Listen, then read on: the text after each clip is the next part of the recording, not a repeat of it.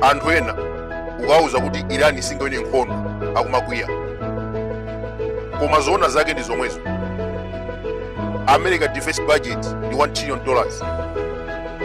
Mukhoza kutenga budget ya maiko 10 including Russia, Britain and China, sakufikira mu defense budget ya America. Ndege za Iran zachikale anazigula before 1979 dziko la America, F4, 5, 14 aliso ndi Phantom. Amakula mtima chikhalirecho akudala equipment ya ku America. 2024 president wawo amadera Joe Biden next day anagula helicopter yopangidwa ku America, anachita ngozi kufira pomwepo. Irani singawine nkhondo ndi ndege zachikale ngati zimenezi. America 13,000 aircraft zamakono, F-22 Raptor, B-2 bomber, F-35 GBU zanatumiza 500 ku Tehran within 2 hours. Apasula zinda ndikwaphera supreme leader Majeno 48. Last year chimodzimodzi makomanda more than 30 akuluakulu Hamas, Hezbollah anatsikira kuli chete. Ndiye wina kulimbabe mtima kuti Irani ingawine nkhondo. Akuluakulu vuto la anthu awa amaperekana okhaokha. Saddam Hussein, Muammar Gaddafi, Nasrallah, Yahya Sinwar, Ismail Haniyeh onsewa anachita kuperekedwa ndi anthu awo.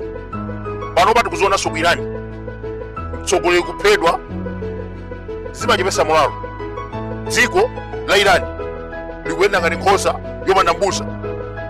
You can see even defense budget $8 billion annually, sikufikira mu 149 billion imene America imapangira research.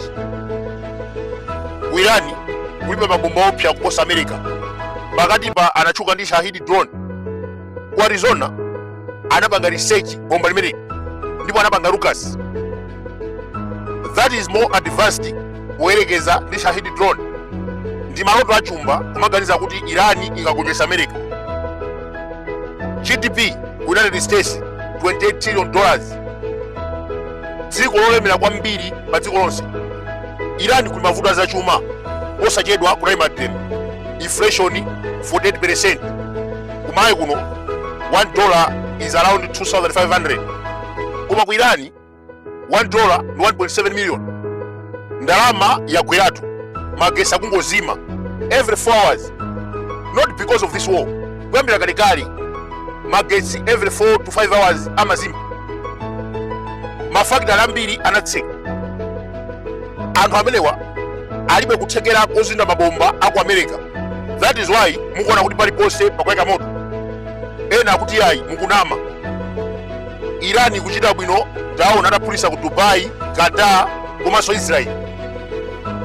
Ngakhale kwathu kuno aliyense akamathibulidwa ndi chibaunsa samalephera kukonya zibagera ziwiri kapena zitatu. Tinazoona ku Iraki, Serbia, Gaza. Kodi mapeto aganali utani? Ku Gaza mwachisanzo unasalazidwa nyumba zonse kutheratu ndi kusanduka ground la mpira.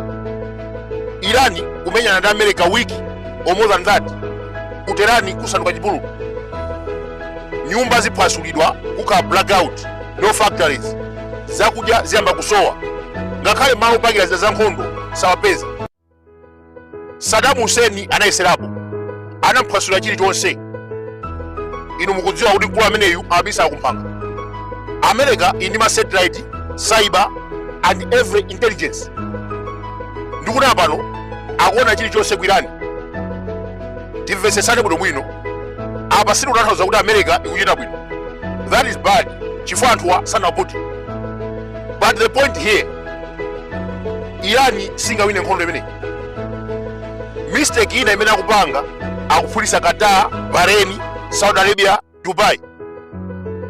That is a blunder. Chifukwa Russia ndi China sangapase bomba. Vladimir Putin ali ma business ochuluka kumaiko amenewo. 2003 invasion of Iraq, Kuwait inachita fandi wotengera udani umene anali nawo ndi Saddam. Irani ikachita masewera kulimbana ndi maiko olemera atha mwachangu. Dubai ndi Qatar akhoza kuchita hire NATO to eliminate Iran. They have money in trillion dollars.